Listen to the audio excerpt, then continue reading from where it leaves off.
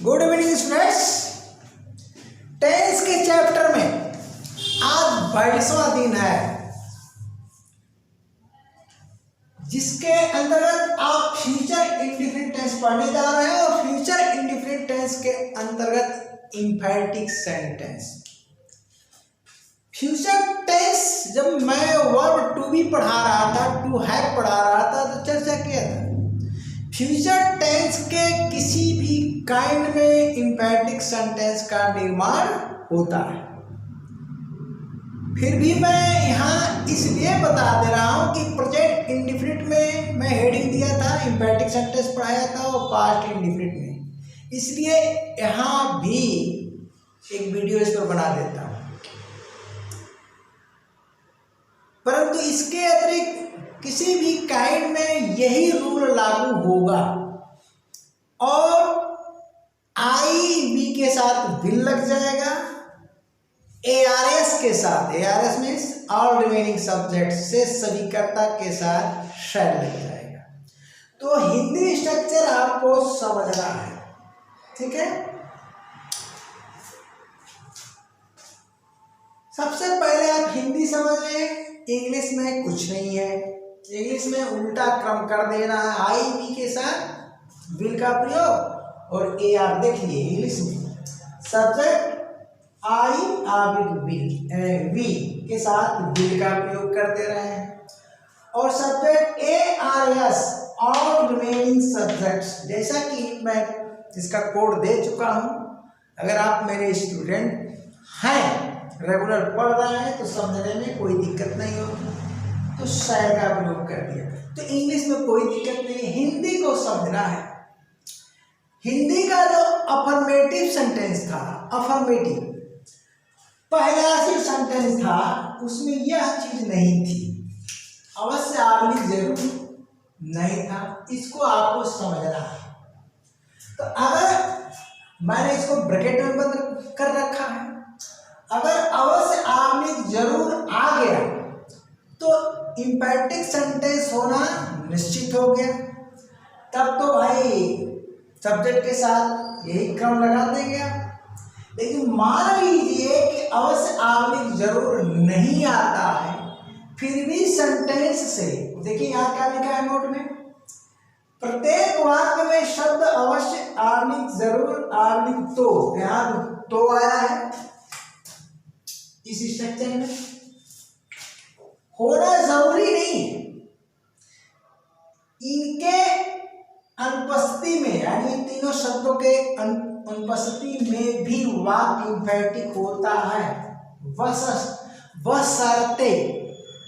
बशर्ते का मतलब कंडीशन दी गई, उससे कमांड ऑर्डर, ठीक, प्रॉमिस, डिटर्मिनेशन। देखिए कमांड क्या होता है, आदेश, ऑर्डर, आदेश या आज्ञा, प्रॉमिस वादा, वादा भी कहते हैं, वायदा भी कहते हैं, डिटर्मिनेशन निश्चय, फर्म डिटर्मिनेशन दृढ़ निश्चय, थ्रेट धमकी या वार्निंग का बोध होता है। वार्निंग का क्या मतलब, चेतावनी। तो अगर इसमें हिंदी का अफर्मेटिव वाला सेंटेंस याद रखिए, अगर लगा देते हैं तब तो इंफैटिक होना जरूरी है, निश्चित हो गया। लेकिन अगर नहीं है, ब्रैकेट में मैंने बंद कर दिया, फिर भी इनमें से कोई भाव व्यक्त करता है वाक्य, तो वह इंफैटिक होगा। पहला स्ट्रक्चर आप समझ गए। अब सेकेंड स्ट्रक्चर में आए तो पहला स्ट्रक्चर क्या बताता है, certainty in the future time, certainty in the future time बताता है, का ठीक। अफर्मेटिव सेंटेंस एक बार दोहरा लीजिएगा। सेकेंड स्ट्रक्चर ये था वहां जिसमें अवश्य आर्मी जरूर नहीं था, लेकिन यहां पर हमने ब्रैकेट नहीं लगाया है, क्योंकि यह probability in the past time को व्यक्त करता है। तो इसमें अवश्य आर्मी जरूर का प्रयोग निश्चित किया जाएगा। क्यों? क्योंकि धातु प्रस्तातिते होगा होगी, और इसी का ये थर्ड रूप है जो अफर्मेटिव सेंटेंस में नहीं होता है। मान लीजिए कि तो हटा दिए, देख लीजिए इसमें से जरूर आपने अवश्य आपने जब हटा दिए तब भी अफर्मेटिव का सेकेंड स्ट्रक्चर बन गया। इसमें से तो हटा दिए तो भी अफर्मेटिव का सेकेंड स्ट्रक्चर बन गया है। यानी अफर्मेटिव के फर्स्ट स्ट्रक्चर में अवश्य आपने जरूर आप लगा करके इन्फिनिटिव बना लीजिए, या ऐसा कुछ लिखिए कि इनमें से कोई भाव व्यक्त हो जाए तो सिंपैथिक सेंटेंस बन जाएगा। और सेकेंड स्ट्रक्चर अफर्मेटिव, कौन affirmative? Future indefinite affirmative sentence की मैं बात कर रहा हूं, ठीक है ना। तो फ्यूचर इंडेफिनिट अफर्मेटिव सेंटेंस के सेकेंड स्ट्रक्चर में आप अवश्य आपने जरूर लगा दो या तो शब्द का प्रयोग यहां पर कर दो तो इम्पेरेटिव बन जाएगा। अब ऐसी दशा में इंग्लिश में क्या करोगे? क्रम उल्टा कर दोगे, आई वी के साथ विल लगा दोगे और ए आर एस के साथ शैल लगा दोगे। तो फिर हम एग्जांपल देकर समझाते हैं आपको। इसको मिटा देते हैं, नीचे वाला स्क्रीनशॉट ले लिए होंगे, और हिंदी रहने देते हैं, इंग्लिश मिटा देते हैं।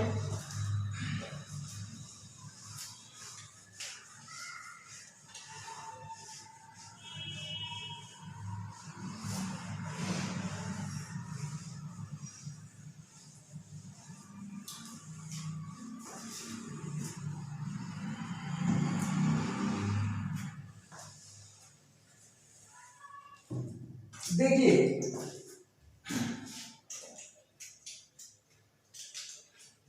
फॉर एग्जाम्पल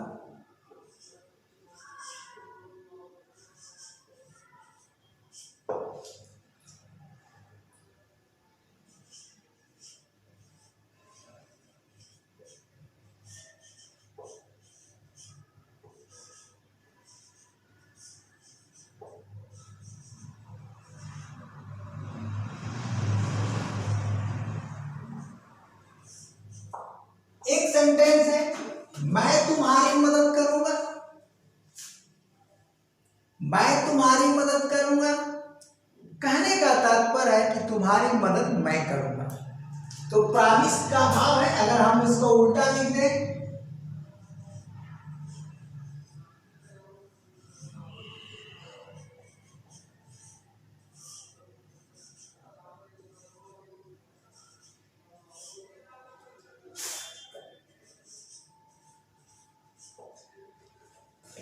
तुम्हारी मदद मैं करूंगा,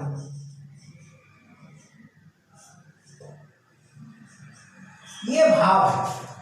मैं तुम्हारी मदद करूंगा अर्थात तुम्हारी मदद मैं करूंगा।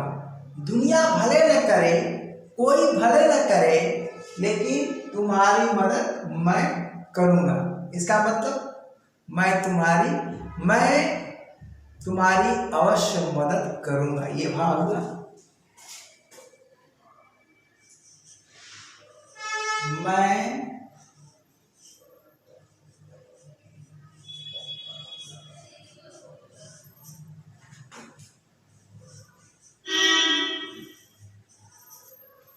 तुम्हारी अवश्य मदद करूंगा।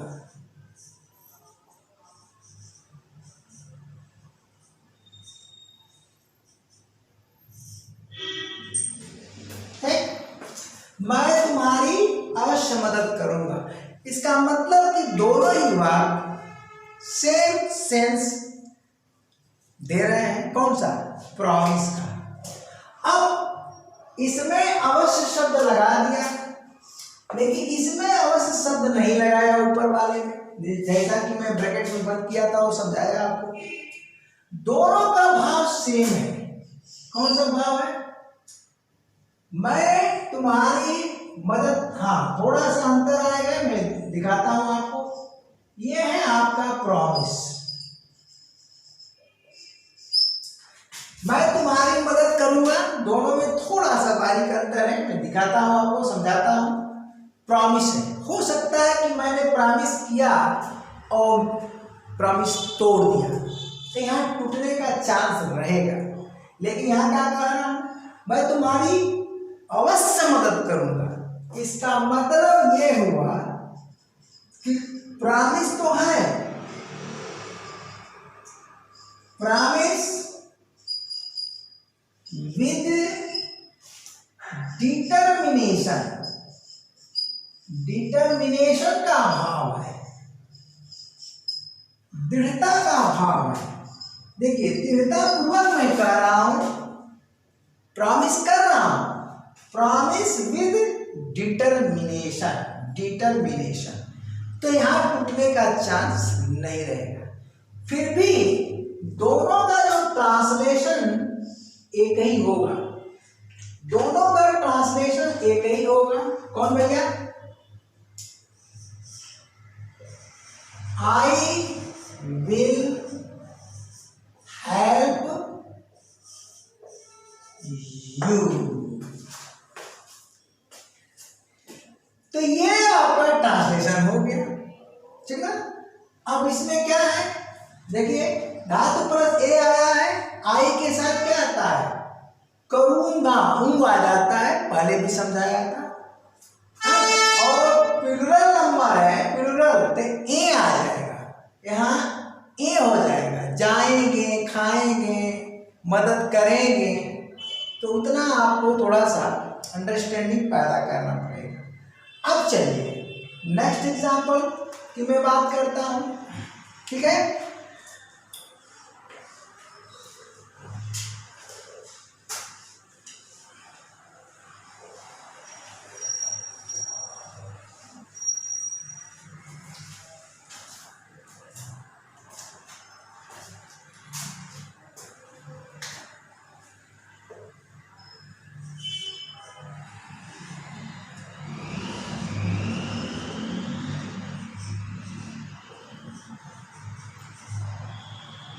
वह अंग्रेजी सीखेगा। अब इसमें जो है अवश्य आदमी जरूर नहीं आया है, तो हमें यह देखना है कि अवश्य आदमी जरूर के बिना क्या ये कमांड सेंटेंस, कमांड का भाव दे रहा है, या ऑर्डर का, या डिटर्मिनेशन, फॉर्मल डिटर्मिनेशन जो लिस्ट में दिया हूं, किसी का भाव दे रहा है, तो किसी का भाव नहीं दे रहा है। इसका यह मतलब हुआ कि ये इंफेरेंटिव सेंटेंस नहीं है। वह अंग्रेजी सीखेगा, तो यह आपका ऑर्डिनरी सेंटेंस है, ऑर्डिनरी सेंटेंस है, इंफेरेंटिव नहीं है। ऑर्डिनरी का सेंटेंस का मतलब सामान्य वाक्य है, इसमें कोई दृढ़ता नहीं है। इंफेरेंटिव सेंटेंस का मतलब दृढ़ता सूचक वाक्य, कोई दृढ़ता प्रदान नहीं की गई है। अभी ऊपर वाले सेंटेंस में था अशाब्दिक जरूर नहीं था, लेकिन प्रॉमिस का भाव था। यहाँ पर ऐसा कोई भाव नहीं है, ना प्रॉमिस है, ना थ्रेट है, ना वार्निंग है, कुछ नहीं है। तो यह ऑर्डिनरी सेंटेंस हुआ। तो इसमें आप उल्टा नहीं करेंगे, यह क्या हो गया, future indefinite tense affirmative sentence हुआ। तो इसका मतलब ये हुआ कि ही विल लर्न इंग्लिश, ये ट्रांसलेशन हुआ। तो यहां पर आप विल का प्रयोग करेंगे। ठीक, अब ऐसे बात जिसमें अवश्य आदमी जरूर लगाने के बाद कोई भाव न देता हो, न कमांड, न ऑर्डर, न डिटर्मिनेशन, न फर्म डिटर्मिनेशन, न प्रॉमिस देता हो, न थ्रेट हो, न वार्निंग हो, तो उसमें आपको अवश्य आदमी जरूर निश्चित रूप से लिखना पड़ेगा। तो लिख दीजिए, इंफेरेंटिव बन जाएगा। तो चलिए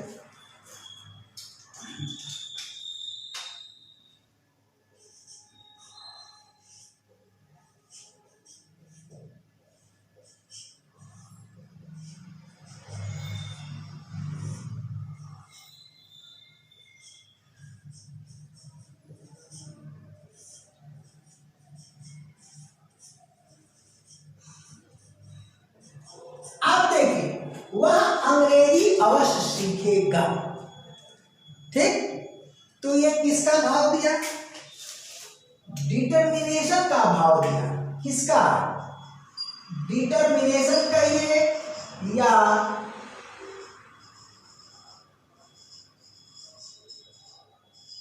डिटर्मिनेशन का अभाव दे रहा है, डिटर्मिनेशन कहिए या फर्म डिटर्मिनेशन, थोड़ा फर्म डिटर्मिनेशन ज्यादा स्ट्रांग हो, कोई दिक्कत नहीं है। इसका मतलब ये हुआ कि यह इंफैटिक सेंटेंस बन गया। क्या बन गया, इंफैटिक सेंटेंस बन गया। तो इंफैटिक सेंटेंस का नियम लागू होगा इस अवश्य शब्द के कारण, सेम सेंटेंस, ठीक। तो आप क्या करोगे, विल की जगह शैल कर दोगे।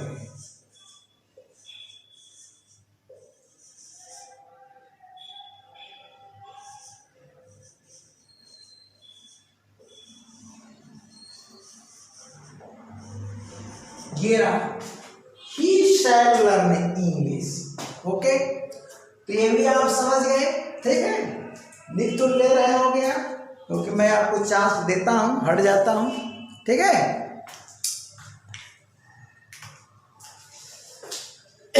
अब चलिए कुछ और एग्जाम्पल, क्योंकि स्ट्रक्चर हिंदी का समझना बहुत जरूरी है, तो कुछ और एग्जाम्पल्स देता हूं।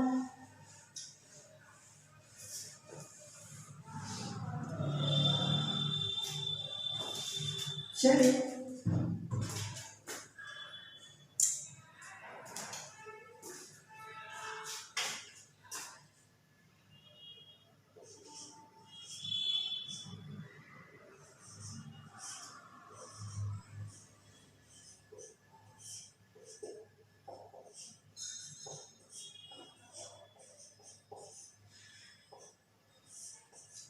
तुम वहां जाओगे, तुम वहां जाओगे। चलिए एक और सेंटेंस देता हूं, तुम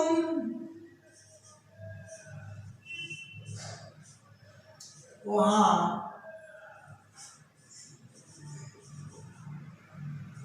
अवश्य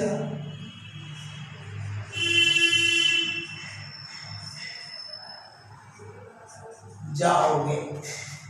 ये तो एग्जाम्पल बहुत जरूरी होता है समझना हिंदी का, तब जाकर के आप ट्रांसलेट कर पाएंगे, नहीं तो गलत हो जाएगा।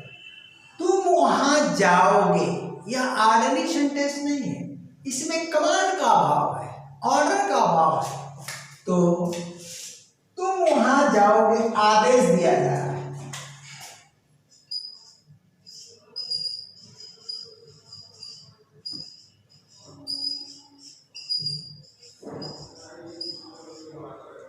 तुम वहां जाओगे, ठीक ना, वो वहां नहीं जाएगी, ये भाव है। तो जिसको कहा जाएगा वही जाएगा। तो कमांड ऑब्लिक ऑर्डर का अभाव है, इसका मतलब कि सेंटेंस क्या है हमारा, इंफैटिक है। क्या है, इंफैटिक सेंटेंस है। ये देखिए, ठीक।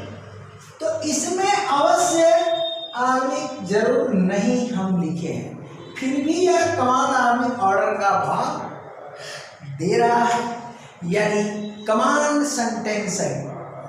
किसमें, फ्यूचर इंडेफिनिट में, यानी इंफैटिक सेंटेंस हो गया। तो क्या हो जाएगा,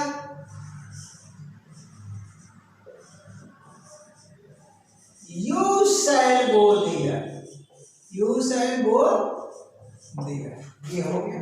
देख लीजिए किसका प्रयोग कर दिया मैंने, शैल का। तो शैल का प्रयोग कर दिया, और यहां तो स्पष्ट है कि तुम वहां जाओगे, दूसरा कोई नहीं जाएगा, दूसरा कोई नहीं जाएगा, यह भाव है। तो अब चलिए, इसका मतलब यहां है command oblique order with determination. क्या है, डिटर्मिनेशन का भाव है। Command oblique determination. तो कमांड ऑब्लिक डिटर्मिनेशन में किसके साथ, कमांड ऑब्लिक डिटर्मिनेशन तो यानी command oblique order with determination, दृढ़ता के साथ कहा जा रहा है तुम वहां अवश्य जाओगे। मान लीजिए एक बार कहा कि तुम वहां जाओगे, उसने कहा कि नहीं नहीं मैं नहीं आऊंगा, ठीक ना। तो फिर कड़ाई से कह दिया गया, कड़ाई से कहा गया, कह दी तुम वहां जाओगे, थ्रेट नहीं, वार्निंग नहीं है, डिटर्मिनेशन का अभाव है इसमें। कमांड सेंटेंस तो होगा ही, ऑर्डर तो दिया गया, लेकिन डिटर्मिनेशन के साथ दिया गया। तो अब यहां भी वही ट्रांसलेशन होगा, same translation, you shall go there, हो गया। चले तो आगे हम पढ़ते हैं, कुछ और वाक्य देते हैं आपको, ठीक है ना।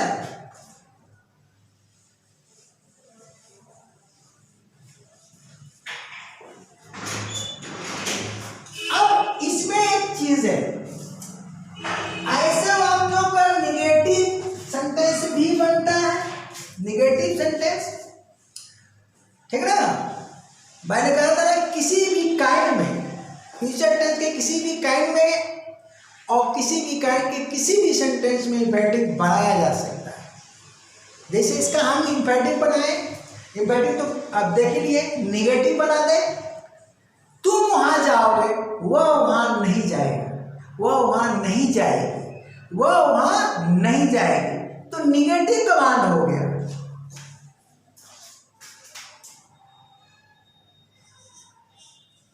वह वहां नहीं जाएगी। देख भाव उलट गया, उस लिस्ट में मैं निगेटिव कमांड इसलिए नहीं दिया था कि ये अफर्मेटिव का भाव देता है, अफर्मेटिव का, अब हम निगेटिव बना दिए, कोई दिक्कत नहीं। वह वहां नहीं जाएगी, तुम वहां जाओगे। आप समझ रहे होंगे, भाषा विज्ञान है। तो ये हो गया आपका निगेटिव कमांड सेंटेंस हो गया, निगेटिव कमांड सेंटेंस हो गया। अर्थात इसे प्रोहिबिशन भी कहते हैं। क्या कहते हैं? प्रोहिबिशन भी कहते हैं, निषेध लगा दिया गया।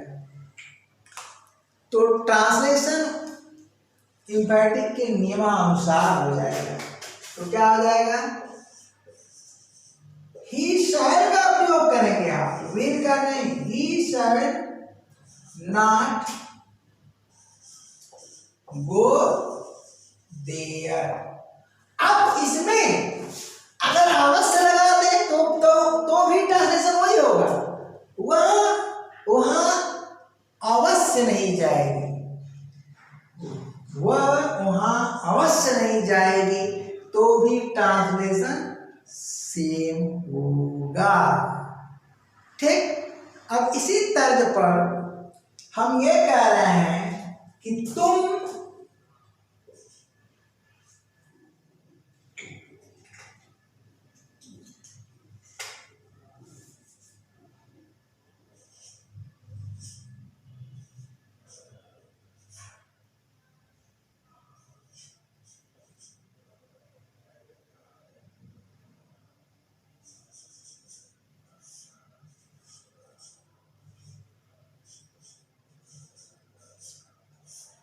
उसका अनादर नहीं करोगे, नहीं करोगे, तुम उसका अनादर नहीं करोगे। अब बताइए, यहां पर तो निगेटिव कमांड सेंटेंस है, प्रोहिबिशन है, यहां भी प्रोहिबिशन है, लेकिन भाव किसका है? वार्निंग का। क्या है? वार्निंग का भाव। क्या है जी, वार्निंग है आपका, निगेटिव सेंटेंस है, वार्निंग दी गई कि तुम उसका अनादर नहीं करोगे, तुम उसका अनादर नहीं करोगे। वार्निंग में ये क्या है भैया, warning with prohibition, with prohibition, prohibition, निषेध के साथ वार्निंग हुई कि तुम उसका अनादर नहीं करोगे, ऐसा काम नहीं करोगे, चेतावनी दी गई। तो क्या हो जाएगा,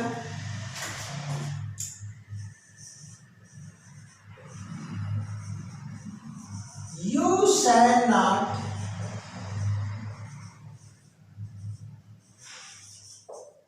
इंसल्ट,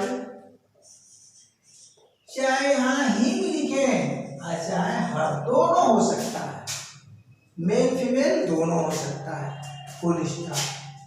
तो ये ट्रांसलेशन हुआ।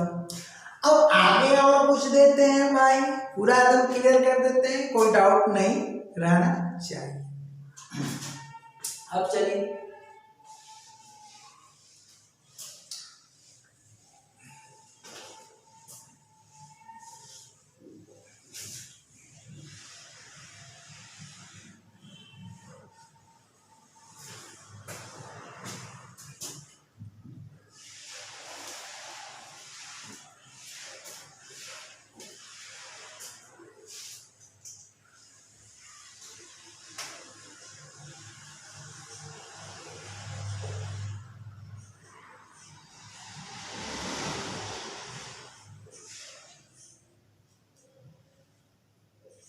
मैं तुम्हें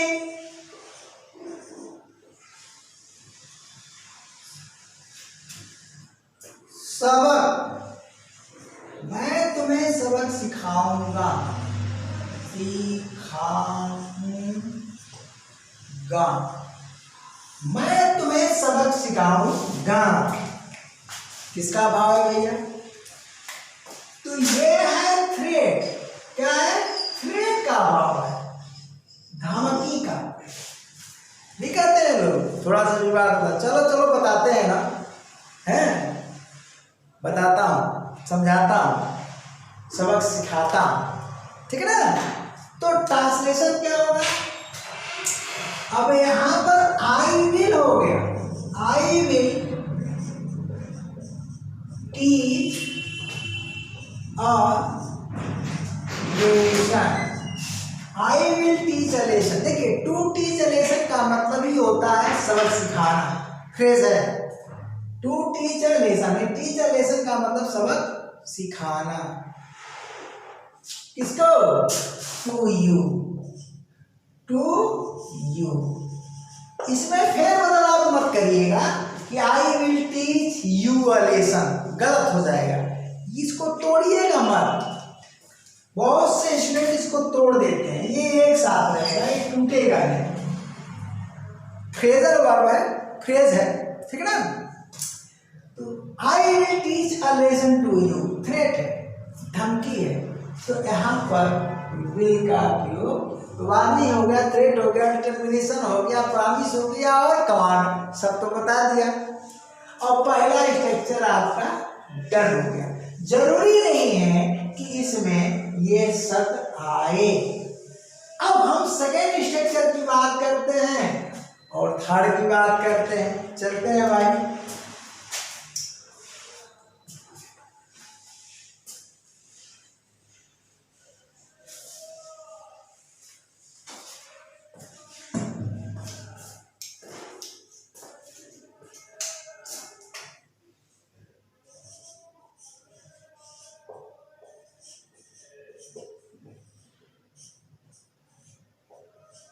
वह अंग्रेजी, इसमें अवश्य आदमी जरूर लगेगा या तो लगेगा। वह अंग्रेजी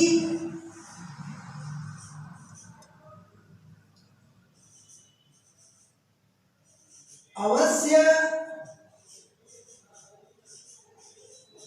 जानता होगा, यदि वह अंग्रेजी अवश्य जानता। तो जब अवश्य आ गया तो आपको कुछ सोचने नहीं है कि डिटर्मिनेशन है क्या है, यहाँ पर उस तरह का भाव नहीं निकलेगा न कमांड का इस स्ट्रक्चर में और इन दोनों में। इसमें तो बहुत से भाव आए, ठीक ना, समझा भी दिया। तो वह अंग्रेजी अवश्य जानता होगा या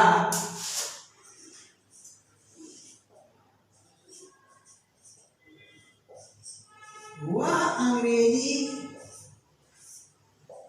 धातु प्लस ना, यहां देखिए धातु प्लस ना जानना होता है, ना कोटा दिए ताती में अकॉर्डिंग टू टेंस बदल गया। धातु प्लस ताती, वह अंग्रेजी जानता तो होगा, ये हो गया, ठीक है। तो अब यहां पर अवश्य लगा करके आप सेकेंड में पढ़ा लीजिए या जरूर लगा और तो लगाकर आप थर्ड। वह अंग्रेजी अवश्य जानता होगा, वह अंग्रेजी जानता तो होगा, है। तो ये क्या है, प्रोबेबिलिटी इन द पास्ट है, अवश्य जानता होगा, ठीक ना। डिटर्मिनेशन का भाव है इसमें, अवश्य में तो डिटर्मिनेशन का भाव आता है, ठीक ना। और अंग्रेजी जानता तो होगा, ये क्या है, probability in the past time. तो ट्रांसलेशन तो सेम होगा, ट्रांसलेशन क्या हुआ, सेम हो गया। तो यहां पर क्या होगा, ही सेड नो इंग्लिश, ठीक है। अब इसमें मैं के साथ तो बनेगा नहीं। अफर्मेटिव सेंटेंस में मैं बताया था कि अपने बारे में आई और वी फर्स्ट पर्सन होता है और वही स्पीकर होता है। अपने बारे में probability in the past time नहीं कर सकते, यानी इन दोनों स्ट्रक्चर में आई वी का प्रयोग नहीं हो सकता, ठीक है ना। जब भी होगा थर्ड पर्सन का, तुम अंग्रेजी जानते तो होगे, तुम अंग्रेजी बोलते तो होगे, तुम अंग्रेजी अवश्य बोलते होगे, कुछ भी बनाइए बनाते चले जाइए। इस तरह से क्या हुआ, फ्यूचर इंडिफिनिट टेंस का आज अंत हो गया। अब शुरू होगा क्या जी, कंटिन्यूअस टेंसेस शुरू होंगे। तो कंटिन्यूअस टेंसेस में सबसे पहले प्रेजेंट कंटिन्यूअस टेंस। तो क्रम से सिस्टमेटिक तरीके से आप पढ़ते जाइए, नोट बढ़ाते जाइए। एक दिन आएगा कि संपूर्ण इंग्लिश ग्रामर आपके पास होगा और आपके मुट्ठी में होगा। हाँ, इसमें कुछ छात्र जो है, पता नहीं छात्र हैं कि टीचर हैं, समझ में नहीं आ रहा है। इसमें भी शॉर्ट तरीका अपना रहा है पढ़ने का, बीच बीच में से वीडियो पढ़ लेते हैं, बेमतलब का कमेंट भेजते हैं, सर ये नहीं होगा वो नहीं होगा, मतलब दिमाग चाट जाते हैं। तो इन सब से आप परहेज करिए। सारी चीज़ें आपको आंसर, आपके क्वेश्चन का आंसर वीडियो में मिलेगा। उस वीडियो में नहीं मिलेगा तो रिलेटेड टॉपिक में जाइए, मैं ऐसा ही पढ़ाता हूँ। तो रिलेटेड टॉपिक में जाइए, सर्च करिए, ठीक है ना। उल्टा पुल्टा क्वेश्चन मत करिए, अदरवाइज आपका हम क्या करेंगे। अरे जिस चैनल से आप वो करते कमेंट, उसको हम हाइड कर देंगे, खत्म कहानी नहीं कर पाओगे, ठीक ना। तो आप परेशान मत करिए। हाँ, रिलेटेड चीजें हैं, अगर इसमें कुछ नहीं समझ में आया है तो आप पूछो। अब इससे रिलेटेड उल्टा पुल्टा पूछते हो पीछे की चीजें, जबकि वो डन है, डन हो चुकी है। अब हम कम्प्लीमेंट की, यहाँ कम्प्लीमेंट की बात कर रहे हो, यहाँ ऑब्जेक्ट की बात कर रहे हो, क्यों कर रहे हो, पढ़ाया क्या जा रहा है, फ्यूचर इंपेरेटिव सेंटेंस पढ़ाया जा रहा है, यहाँ ऑब्जेक्ट की बात करने लगते हो, कम्प्लीमेंट की बात करने लगते हो। तो अब यह आपके अंदर तो क्वालिटी है ही नहीं है स्टूडेंट की, तो चैनल छोड़ दीजिए ना, मत पढ़िए मुझसे और किसी का पकड़ लीजिए जो पसंद है। सीधा मैं बोलता हूँ, मेरे चैनल पर वही छात्र पढ़े जो रेगुलर पढ़ रहे हो, एक तरफ से पढ़ रहे हैं सिस्टम से। अभी कोर्स पूरा मेरा नहीं हुआ है, इसलिए मैं वीडियो नहीं बना रहा हूँ। जब कोर्स मेरा पूरा हो जाएगा तो मैं बता दूंगा कि किस क्रम में पढ़ें, लेकिन मौखिक तो बताता रहता ना भैया, नाउन पढ़िए, ठीक ना, आर्टिकल पढ़िए, सबसे पहले क्या पढ़िए, नाउन पढ़िए, आर्टिकल पढ़िए, प्रोनाउन पढ़िए और क्या पढ़िए, वर्ब। ये तीन चीज़ें तो पार्ट्स ऑफ स्पीच में तीन तो बिल्कुल तुरंत पढ़ लीजिए, नाउन, प्रोनाउन और वर्ब और आर्टिकल जरूर पढ़ लीजिए। इसके बाद पार्ट्स ऑफ सेंटेंस कंप्लीट है, उसको पढ़ लीजिए। काइंड्स ऑफ सेंटेंस में काम भर के आपका कंप्लीट है, जो टेंस में यूज होना है। अभी आपको जो है इंपरेटिव पढ़ाना है, ऑब्जेक्टिव पढ़ाना है, ठीक है ना, उसको पढ़ लीजिए, तब आपका काम चलने लगेगा, ठीक ना। उठपटांग क्वेश्चन करके मुझे डिस्टर्ब मत करिए, है, मैं खाली नहीं हूँ, समय निकाल करके बना दे रहा हूँ आपके लिए, यही बहुत है। तो अगली क्लास तक के लिए का जी tata bye bye, thank you.